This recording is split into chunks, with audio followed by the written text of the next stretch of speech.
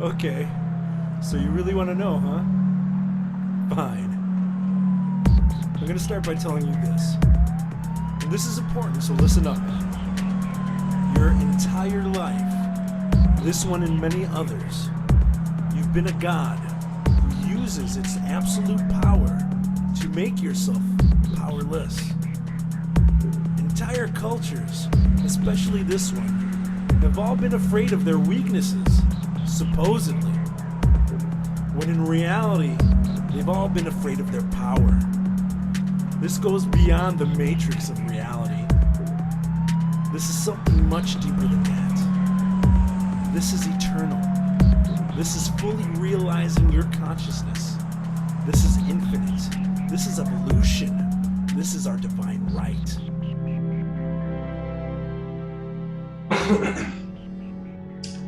All right.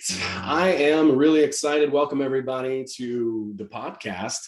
I have Chance from the Innerverse podcast on today. Really, really excited to have a cool conversation. This should be a lot of fun. Chance, thanks so much for hopping on and chatting with me today. Man, I'm stoked, especially after the intro that you just played. I'm like all about that. Hey, let's talk about our power instead of our weakness, because we're actually unlimited whenever we tap into the imagination portal. We might not be omniscient, we might not be omnipotent in terms of physical strength, but we are omnificent, which is a word meaning all creative potential. We possess total creative potential, infinite imaginative capacity. And I think that third eye is a portal. You can walk through to be anyone you want to be, at least on a behavioral and an energetic level. Maybe I can't physically change my external body hologram to like a dinosaur man right now yet, but who knows? It's all in the cards. The future Dude, I is going to love be it. really weird. What way to get the show off on the right foot. This is usually the part where I start marketing and talking about sponsors and shit. But Let's no, market. let's talk about unlimited potential and omnificence. I fucking love it. That's great. Omnificence. I've never heard that word before. I'm super impressed. It's one of my favorite words. I got to shout out my friend Laurel Erica, the amazing flow state poet who taught me that word, but it's in the dictionary. It's there for us waiting. Part of what's held us back is, of course, the operating system of language. And people look at English and they're like, it's all spells, it's crafted against our will, and it's holding us back. But actually, it's just us that's using it in a way that is antithetical to what we mean. We're contradicting ourselves. Contradiction, that word itself means to have opposing language. And Yeah. so our words often do oppose what we really think that we want or feel that we want. But the words that would support what we want are there. And if we really wanted to, we could bust out a neologism or two for added fun. Like conspirituality is one of my favorite neologisms lately to capture what people like us are into, where we're not trying to just boogeyman, freak you out, fear porn, doom scroll, all that, but we want to get real about the dark and plant those seeds of light so that we can see how our ascension actually comes from these obstacles, not blocked by these obstacles. The obstacles are the course. One of my favorite catchphrases right now. Yes, that's a good one. Yeah, the only way out is in. We can insert a few of these types of ideas, but I agree with you, man. I couldn't agree more. Honestly, we have to focus. Our attention is really, really important. Whatever we give our attention to, we're creating. We're actively, really actually creating that. And when we just go on loop or asleep or unconscious, we're just creating what we're being, subjected to, whatever that is. So we're just creating on autopilot. So, to be able to be conscious creators, that's really what it's all about. And I love the fact that, people like yourself are asking all the real questions and not just shutting out things that are uncomfortable, right? Like when you say something like conspirituality, like there's a whole lot of uncomfortable and confronting shit when you open that treasure chest, and it's not fun to look at. but by being able to do that, I think you're now not limiting your spiritual whatever journey, whatever you want to call that. We're actually confronting the things that need to be addressed in order to fix them, heal them, solve them, come up with something better, instead of, like, I think a lot of people in the new age would just turn their head and pretend like it doesn't exist and engage in some toxic positivity, Toxic positivity. Ooh, yeah, that's, I guess, a thing.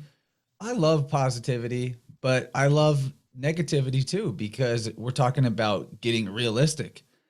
One thing about the mass media spells and crazy rituals and astro world and all that stuff is we're totally capable of making our enemies into our allies when we're looking at that stuff. Not like we're going to go participate in some sort of big sacrifice ritual, but when we see all the encoding that goes on, instead of looking at the different occult symbolism that's coming our way through the mass media, if we're looking at it at all, maybe we just need to not look at it anymore. Instead, it can be useful as a teaching tool in an as above, so below sense to be like, okay, here's the archetypes that are coming through. How are they speaking to me? What does it mean? How am I participating in this version of the archetypes in my daily life, or accepting this version of the archetypes? And instead of looking at it like, oh no, this is all evil, this is all bad, you can agree that definitely there's some distortion there. There's some anti-life. In that sense, evil is present.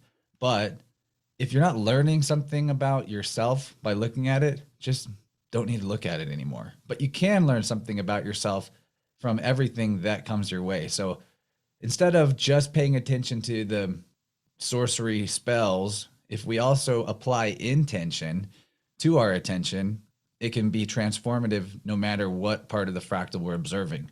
But I think that we're past the point of needing the info anymore. We're done explaining stuff. Where we're at in Sky Clock after the cardinal shift of 2020 is more like, it's time to watch how I do it, rather than I say how I do it. But I want to be a model of watch me in flow state, watch me in Wu Wei, learn Wu Wei from observing the actual process of it, rather than talking in circles about the conceptuality around these types of lifestyles that we've been looking for, wanting to achieve, getting out of the fake matrix or the artificial realities for so long.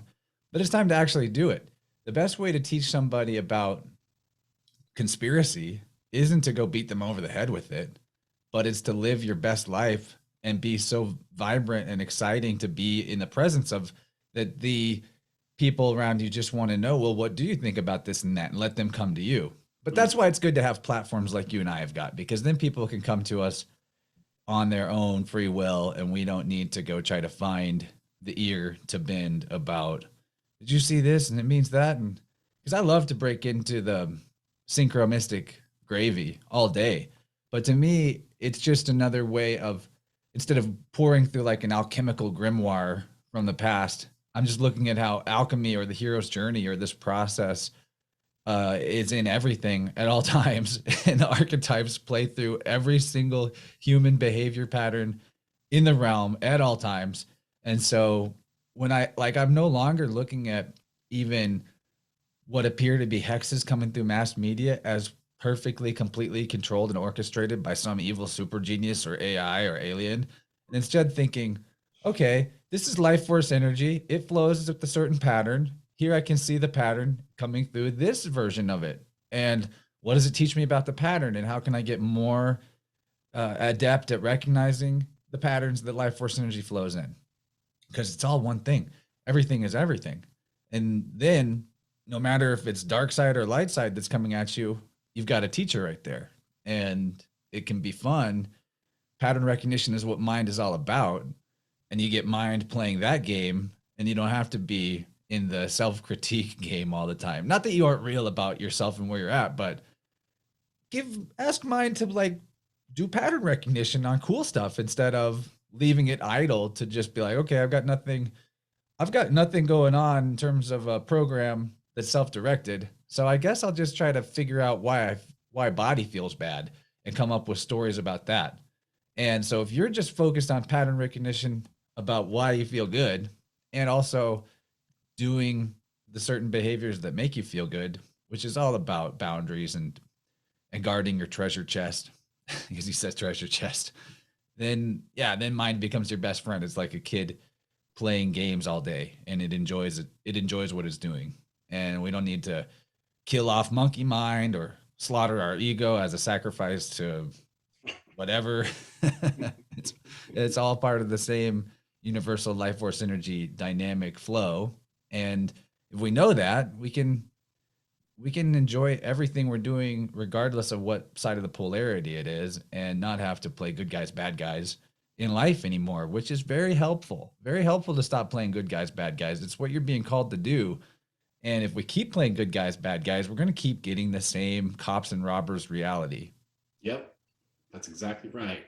Yeah, one idea that I really love, and it's almost like, you get into this sort of idea of like, oh, this is all orchestrated, this, that, the other.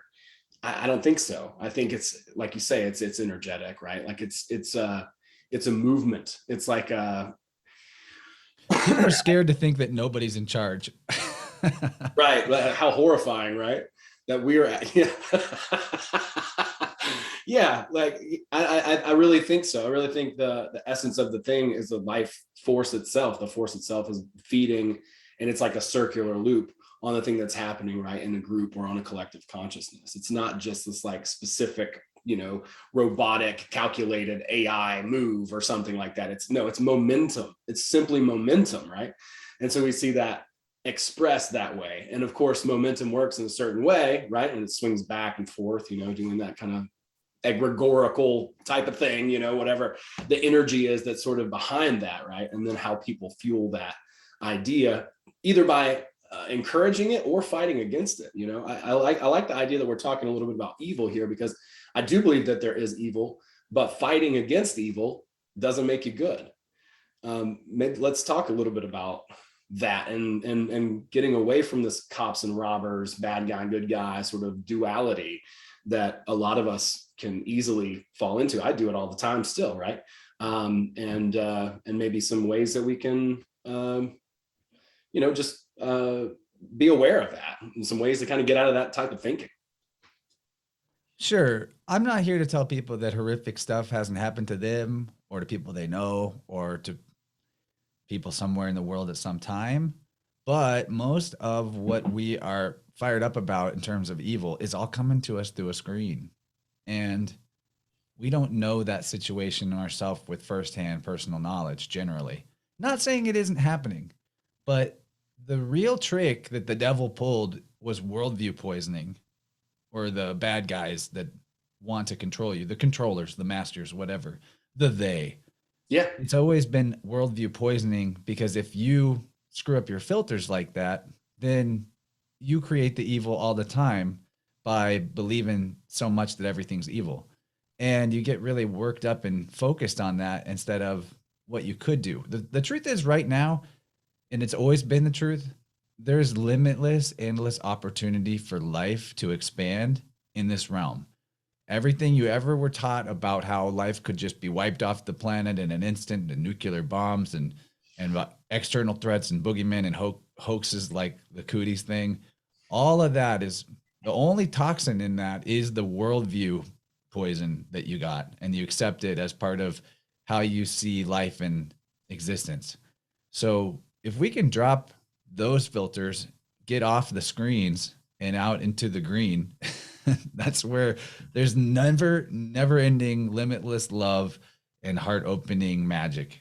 Earth is an anagram for heart.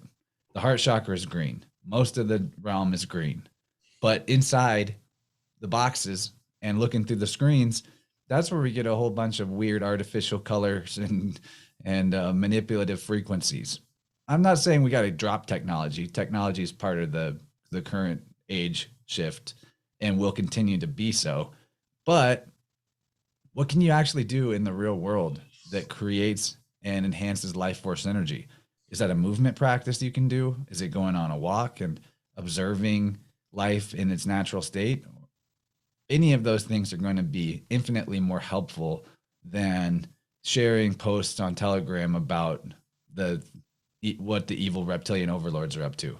Right. I'm not saying that there isn't a place to talk about that stuff. I love to talk about reptilians. I do. I have some weird ideas about that.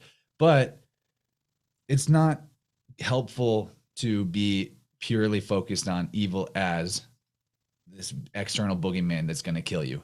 The whole worldview poisoning revolves around believing that somewhere, somehow, something can jump out of the shadows and end your run here, and the game is over. But the truth is, no good game is designed that way. You run like you always will get the warning signal before you fall into the punji stick pit, right? There'll be some sort of something that you could have observed about it before you. There's not really booby traps around every corner. Think about your life experience versus the belief in all the invisible external threats that are going to kill you. And you never really actually see those things in person. It's all conceptual. Hexes are conceptual, I guess, is where I want to leave it. All the hexes and all the sorcery works through conceptuality. You accept the concept and you get the con, and you conceive it in your own world by seeing it in everything. And it's time to move past that and just accept that actually life is awesome. Life is synonymous with existence and eternity. And so no matter what you do or what you believe, it's not going to stop. You never began and you're never going to end. So that's the truth of it. Maybe you don't know when this particular vessel will no longer be the carrier of the spiritual energy that is you, but that doesn't mean that you ended. And there's no reason to fear that. I think that's the way to be unconquerable, is to not really care about when the vessel will expire and instead care about how to see the life force energy in everything, because that's how you feel yourself, because that's the thing that's one. Like if you strip away the identity, all the markers and all the story of identity between me and you or me and a cat, so that I'm not Chance and I'm not in this chair, and all that's left is the sense of I exist, that feeling of I am is the thing that is one in all being. I am what I am, and it is what it is, God and goddess. So that is the place to anchor into, and then you can enjoy the infinite myriad of expressions and potential. The I Ching, the infinite possibilities and the infinite expressions of life, is called the joyous. It's the pink. And pink is a very high vibrational color. Pink is a super healing energy, because love, like how often do you see pink hearts, right? Love is what recognizes and nurtures the infinite possibilities and the unbridled potential. And fear is what constricts things down to one possibility only. And that's the only way it can be, or it'll suck, or we'll die, or whatever it is. So if we look at our life and try to discern where we're forcing a viewpoint into a singularity, and it can only be that one way, then we're recognizing how we've accepted evil into our worldview, and thus into our personal build of who we think we are and what we think life is. And instead, we can get into the singularity of all I amness is one.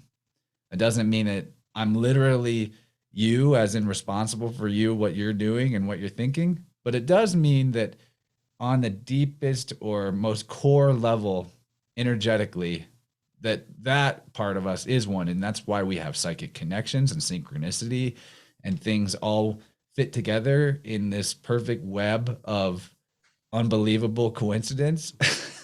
Like that every ancestor that ever came before you made exactly the decisions necessary for you to be here right now, hearing this in the moment that you're in, wherever you're at. That is unreal. That is the most miraculous thing to consider of all time, that all those possibilities expressed as you in this moment, where you still have infinite choices ahead of you. And it's just the illusion that creates that constriction. That's the real illusion. Not the world itself, not physical matter, not your body. None of those things need to be illusion. Illusion is that your capacity to feel love is limited. And what I like to say too lately is this is the biggest one for personal development. I think right now, big lesson from Pluto is that the biggest, or maybe even the only lie that ever existed, when you really get down to it, this might be the only lie that exists on the whole fractal, is that you aren't brave enough to be honest. That's the lie. The only lie is that you're not brave enough to be honest. Like, noodle that one for a while and see how it applies to your life and your history and your future. And I think that that's a good place to go for courage, is, and for any kind of expansion in a spiritual or occult sense, is radical self-honesty in all things is also where you will learn to set boundaries, where you will find all the treasure that's hidden from you currently. Radical self-honesty. Absolutely, man. Yeah. One big lesson I think that I've kind of started to understand, and it's taken me a long time, is that, the connection, between myself and source is one that I think, and I think this is true for everyone, is one that I think many, many, many masterpieces can be created, but they don't all need to be shared. We each have a connection, I think, and the sort of idea is to foster that, right? That uniqueness, that gift, that communion between ourselves and the source of all things. Because like you said, this body, whatever, yeah, sure, it expires, but our existence itself, it's not going to stop. There's no end to this. I used to kind of think that way too. Like, oh God, I can't wait to ascend. Let's go to the next thing. I want to escape this. But it's like, no, that I was completely missing the point, right?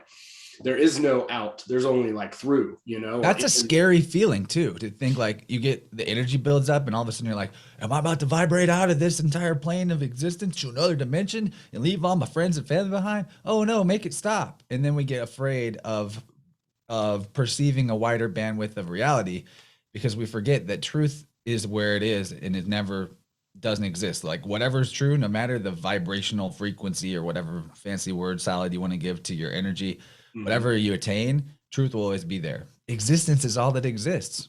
It's simple. Existence is all that exists. But if you really make that a mantra, you'll be stronger for it. Yeah, that's great, man. I love that. Yeah.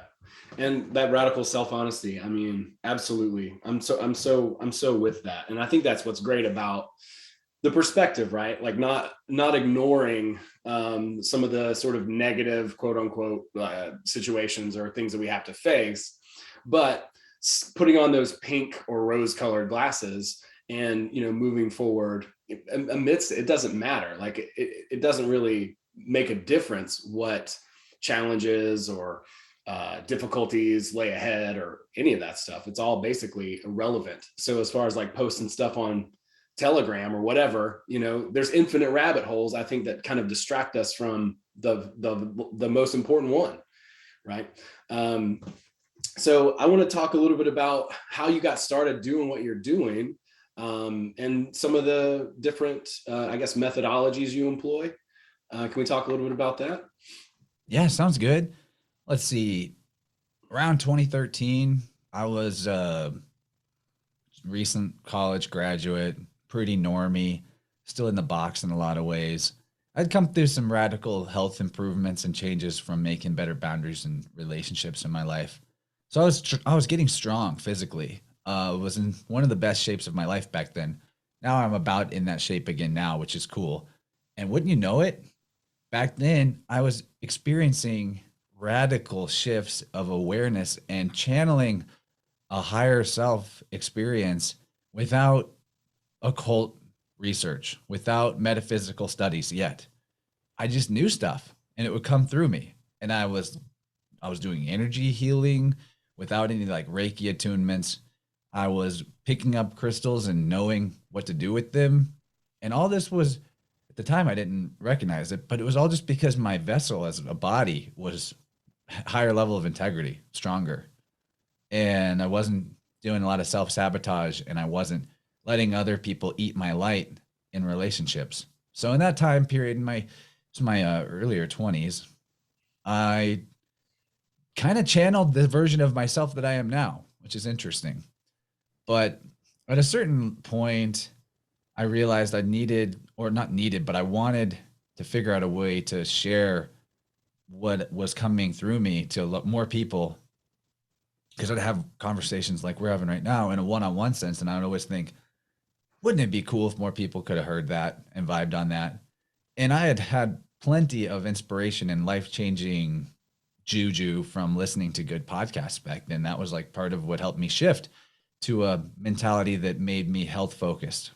And I knew that I liked these type of chats and I wanted to make more of them and create a space where I would attract more of them to myself and regularly, and not just in the kind of randomness of circumstance where you get into one with a friend. So I did that. I built the platform, got so focused on the building and learning the technical skills and becoming a producer. There was other forms of art that I was learning at that time too, or teaching myself.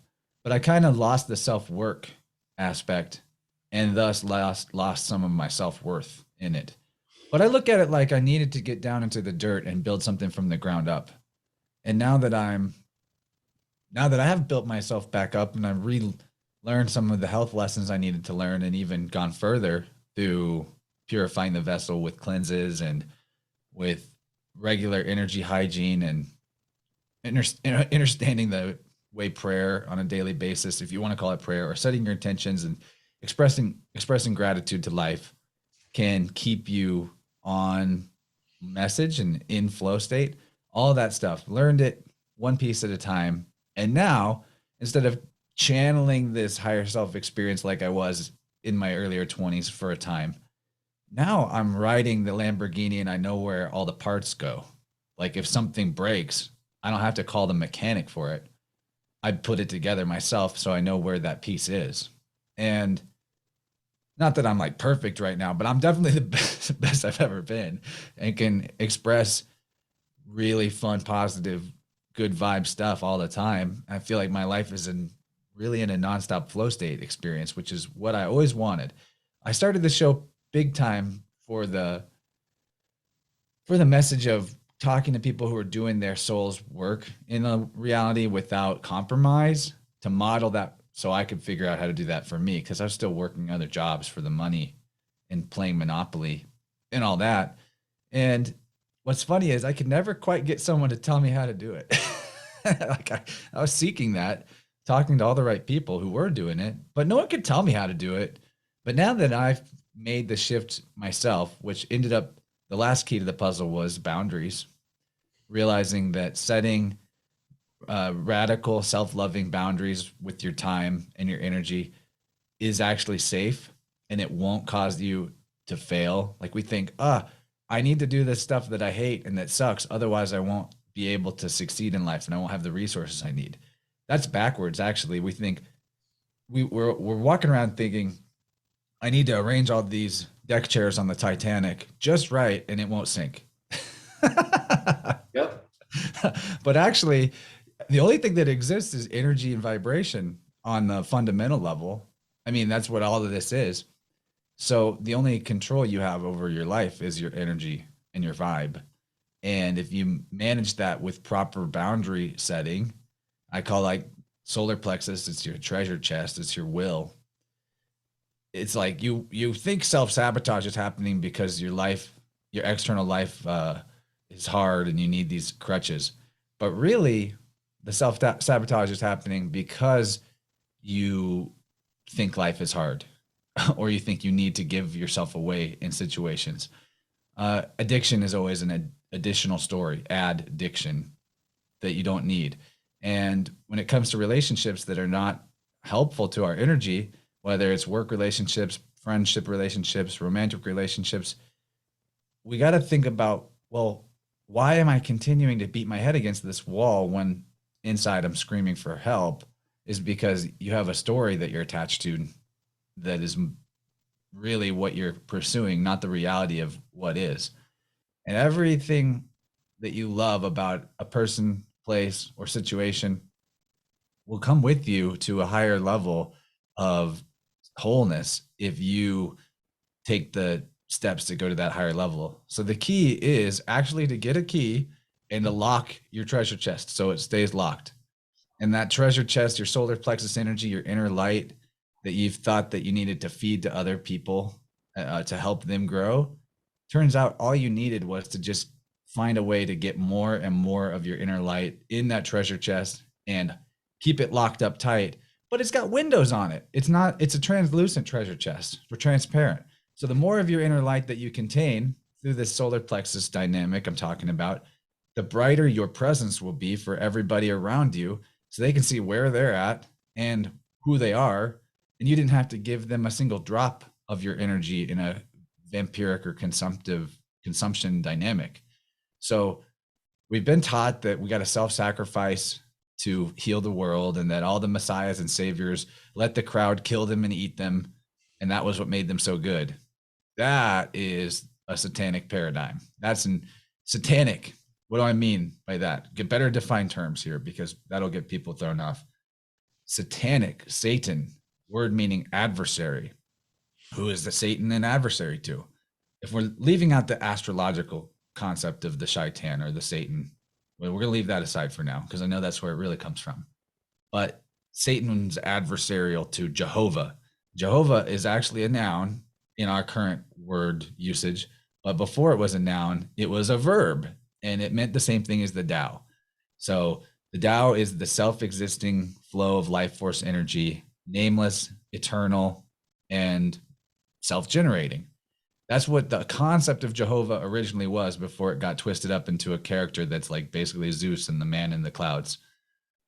So adversarial, satanic to the Tao or to Jehovah is anything that's adversarial to life or existence, which is cool because it means it's non-existent.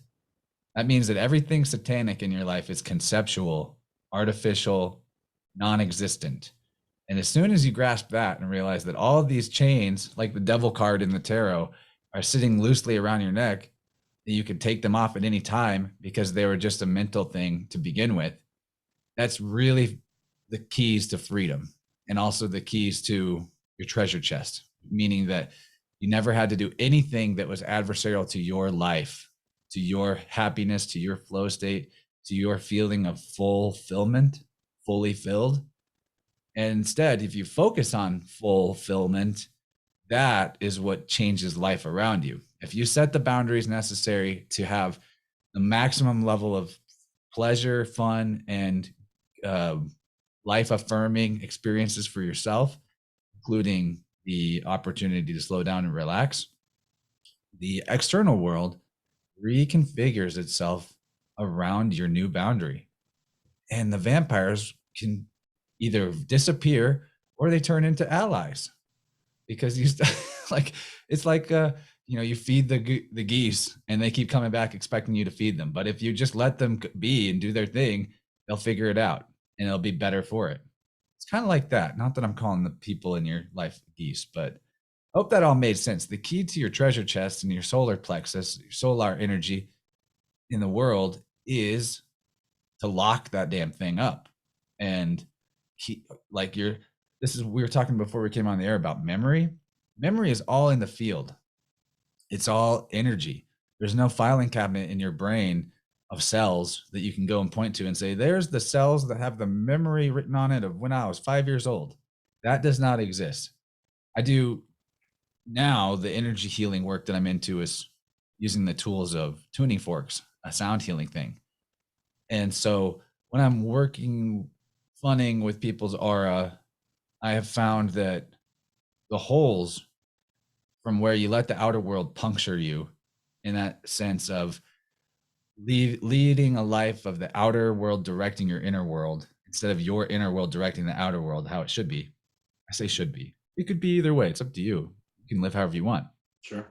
But if you let outer world direct inner world, you get punctured from the outside. It's like, metaphorically, it's like a snake eating the egg. And the egg is your energy bubble. And the snake is this idea of the satanic or the inverse or the adversarial to your life. But you let it in. The mythology of vampires is that you got to let them in. But these holes in your energy field are punctures in the auric sheath and the membrane that is the, I won't say separator because separation is an illusion, but it's the container. It's your vessel. That's the memory hole, I call it. Because when we have this Swiss cheese aura and our inner light is leaking out, or we're just giving it out, your inner light is your consciousness, is your awareness of who you are. And it's also your memory, because those are all the same thing. And so the more you can self-contain your light, the more you'll remember about who you are, the more you'll remember about your childhood, and thus your inner child will come back to life as well. And all parts of the fractal being that you are will just grow and expand and become more readily accessible to you, the better you self-contain your light and quit giving it away, quit feeding it to others, and realize that you're not responsible for anything at all other than your inner light, and managing that with the best awareness you can of when it's diminishing and when it's growing. There's a certain threshold where if you fall below a certain threshold of inner light, you'll forget everything I just told you. So this is where we can lift each other up and remind each other that actually, hey, get your head above water. There's a whole lot of air up here, and you don't have to drown continually in the struggles of hard work and things that suck. Mm-hmm. And the effort will come. You will still put effort towards things, but it'll be fun effort, and you'll feel the rewards in the process rather than doing something that is self-harming in an ends justify the means way. We don't ever need to play ends justify the means, because we never end. There is no end. So then you're just left with means, mean to yourself in that process of ends justify means. Yeah, that's really good, man. No, I love it. That's great. Well, let's talk a little bit about health. Seems to be something that you're really passionate about. And maybe talking a little bit about, how important that has been. Is that something that's been something that you've had an understanding of? Is it intuitive? Is it something that kind of came about through someone else or reading, or how did you start that pursuit? It's been a big interest area for me for a long time, but it's always been a paradox too, because you'll see one guy can eat like Taco Bell and total trash, and he seems to be doing great, and another person can't. I've come to realize that like what we take in, oftentimes what's best for us is just what's at a vibrational match for where we're at now. And that comes in the form of a gut biome, of our electrical field, all of that. So somebody that's been used to eating a certain type of way and then switches to healthier food, or what appears to be healthier or more raw, more vegetable based or fruit based, might not digest it very well at first. So there's certain steps in the health process that are in the improving your health process and improving your vessel and making more space for charge in your biological battery, that are really helpful steps, like cleansing, or cleansing on the organ level is huge, because organs, like chakras, they relate to chakras because these are filters for energy in your body, and energy is consciousness. And if your filters are clogged up and muddy, then your worldview will also be you'll constantly be trying to see around that smudge on the lens, even if you know that that's a smudge and that behind it is just clarity. It's helpful to know that. But a lot of times we don't even know that we're looking through smudges, and we think that's just what it is, and everything's muddy and dirty and gross. So cleansing is a really good place to start. It's like filters in your house. If you haven't ever cleaned it, then whatever it caught is still there. But then the next step, or a concurrent step, is electricity. Looking at your body as an electrical system is a simple and effective thing. And I learned a lot about this through Eileen Day McCusick, who wrote the books Tuning the Human Biofield and Electric Body, Electric Health. She is amazing. And just reading her books was what I needed to become a practitioner with tuning forks and sound healing. She offers courses too, and I would like to get in there and learn more specific techniques from her. But as somebody that had an experience with energy healing, upgrading my framework to thinking electrically, and the biofield anatomy that she mapped out as a conceptual framework to be able to tell what you're dealing with when it comes to things you've detected in the person's aura. It gives you psychic abilities, really, to learn the biofield anatomy and work with tuning forks, because now you've got some kind of a language that the energy can speak to your mind and your linguistic operating system through. So how that works is there's different parts of your chakra system. If the energy is off balance to the left or to the right, it comes out as a certain type of emotion. And it'll be related to the paternal side or maternal side, depending on left or right. It'll be related to past or future, different things that can be off balance that aren't present moment, accessibility of your energy. So why I'm talking about electricity as a conceptual framework that's really useful is because there are some very simple methods to keep yourself in balance or in flow state that you can glean by thinking electrically. So there's grounding, of course, and that's not anything new. But when you realize that you are electrical and that walking around on rubber-soled shoes all day and living in EMF irradiated buildings without doing anything to ground all that, there's going to be consequences there. But if you keep your electrical system strong and you stay in charge and your boundaries are healthy, you can walk through, you can walk on hot coals or whatever, metaphorically. That you become safe in all kinds of environments that would be toxic for other people. There will be an eventual need to recharge and rest, and you're not going to be like Superman every moment of every day, but you'll find that the stressors are less stressful the more electrically you're in integrity. So I also like to look at it through the 4 elements perspective. And if I ever feel flow state getting weaker or confusion or like lack of possibilities, then I'll reflect on where I'm at with elements. Do I need more earth in the sense of rest or grounding? Have I been drinking enough water? Am I cold? Do I need my inner fire to be stoked? Am I breathing enough? And they're very simple, but those 4 elements and how they pertain to the body are a really, really useful 4 directions to think about whenever it comes to finding balance again if you fall off. But if you lack that conceptual framework, then you can just be like, oh, I'm stressed, I feel bad, and I don't know why. I'm not even thinking about the why. I'm just focused on that I feel bad, instead of looking at it as, well, this is an obstacle. It's a hurdle. I could run into this hurdle with my shins, or I could try to run around the hurdle, and now I'm off track. I'm no longer running the race I intended to run. Or I can run straight at the hurdle and jump over it, in the sense of knowing exactly what polarity to apply in what that hurdle is asking me to do. So every obstacle, every difficulty is a marker and a flag being waved of, hey, look at this. Hey, look at me. Every injury in the body, it started with an emotional situation.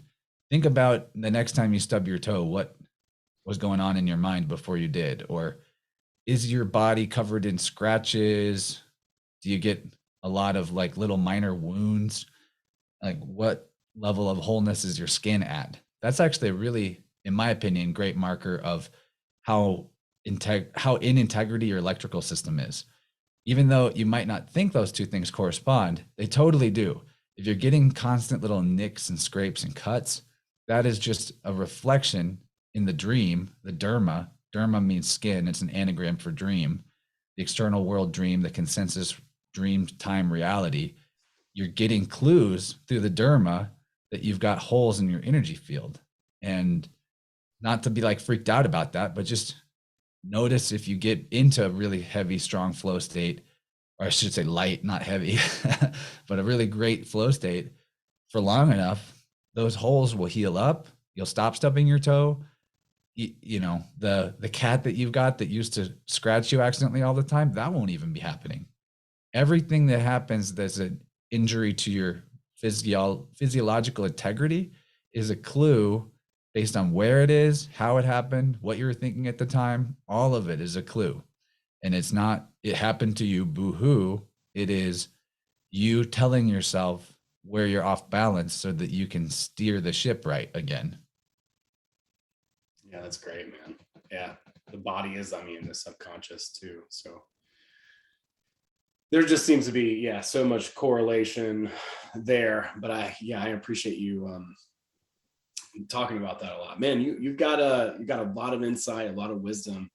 I really appreciate you sharing it. It's fucking amazing. Tell us a little bit about what you're working on. What are your current projects? What do you have cooking over there?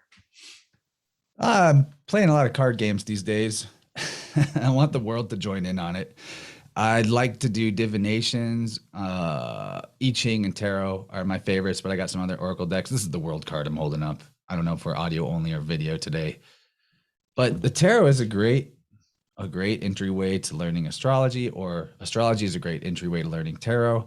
I'm super into all the self-knowledge systems, learning about how life force energy works. So those are projects for me right now. But what I'm creating that people can tap into, of course, there's my main show, Innerverse podcast. And I have a newer show that I've been doing for a few months now that is on Wednesday nights at 8 p.m. There's actually one tonight. VIBE RANT is what I call it. VIBE RANT. So just go to my website, innerversepodcast.com, to catch the archives of VIBE RANT or my occasional morning divination videos where I'll go 20 to 40 minutes drawing cards and tapping into the current flow of life force energy for the tribe. Those are super fun. I'm going to do one tomorrow on 11/11. I was doing them every day. Then I realized that it's better for me to do them less often and bigger. But watch out for that stuff.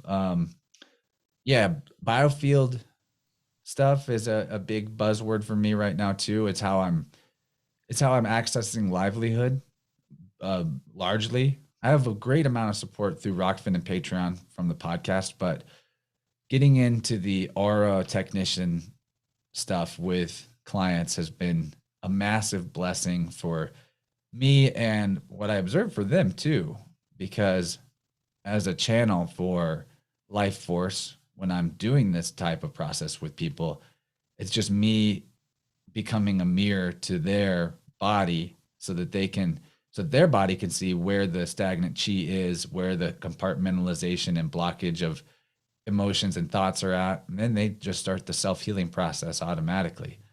And it's funny because I don't know them a lot of times going in. And at the end of the session, I'm like, well, this is what your mother was like when you were a teenager. And here's how your dad feels. And your grandma, who's passed away, was saying that she's sorry that she passed this dynamic onto the family and she wants you to heal it. And then they'll be like, you just told me the 40 years of my life story. I'm just like, I'm listening to the sound, and we're doing it remotely. So I know for a fact that creator, if you want to call the divine that, or, the Tao, whatever it is, higher self is directing the whole process. And I just kind of watch it. Not unlike when I have these conversations, I'm practically like in the corner watching the guy talk. I don't know what I'm going to say.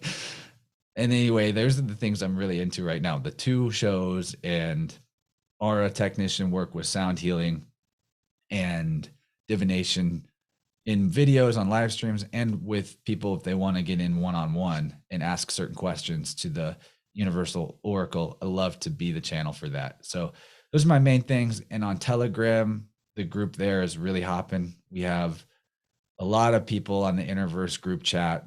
It's really, really cool.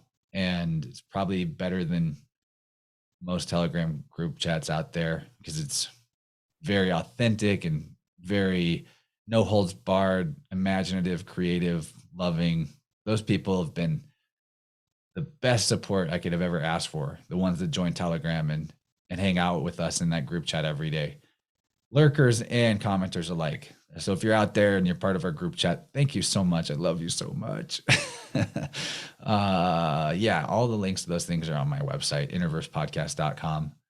And watch out. If I think this might not come out today, but the newest VIBE RANT is with Michael Wan. That's who I'm talking to tonight. And Jenny Rivers. They're coming on together. And I'm wearing the Susquehanna Alchemy shirt right now. That's his channel. I don't know if you're familiar with Michael Wan, great synchro mystic sage, build your own system type guy. Love him. So it's every day is an adventure in this field of life force energy that we are playing in. And it's been super, super rad to connect with you, man. I love the stuff that got brought out in this conversation. It's always a surprise. We don't plan it. We just see where it goes. It's better that way. It just is, man. And yeah, no, thank you for taking the time to hang out and keep up the great work. I'll make sure all these links are really easy for people in the show notes. Put all links to all this stuff. I'll check out your Telegram group. I just jumped on your Discord server as well. So, Discord's kind of not active for me right now. Mainly when I see people comment there, I just say, hey, will you come over to Telegram? Because I only want to play with one channel. It's kind of exhausting, yeah, keeping everything, all the different groups and stuff. I don't trust Dixord. No, I don't. They're deplatforming people. I don't want to grow big there and then like the rug pulled out from under me. Yeah, it's hard to know who to where to sink your, but whatever. It is what it is. But yeah, I'll pop into that Telegram as well and make sure all those links are available for everybody. Check Chance out on Rokfin as well. Those readings are awesome. I really enjoyed the ones of those that I've seen. And yeah, man, I'll have to check out your show tonight. And yeah, let's be in touch. Holler at me if I can help you with anything. Right on. Yeah, hit me up on Telegram. You can call into the VIBE RANT even. We do take callers and meme shares, and I make that show about the community as much as I can. And anyone that wants to be on stage with us, I like to give the opportunity. And if it gets too big for everyone to participate, we'll just do it twice a week so that there's even more room. I'm all about it. I love it, dude. Opening that space. Well, dude, thank you so very, very much, and have a great rest of your day. Thanks, man. Much love, everybody. Thanks, everybody.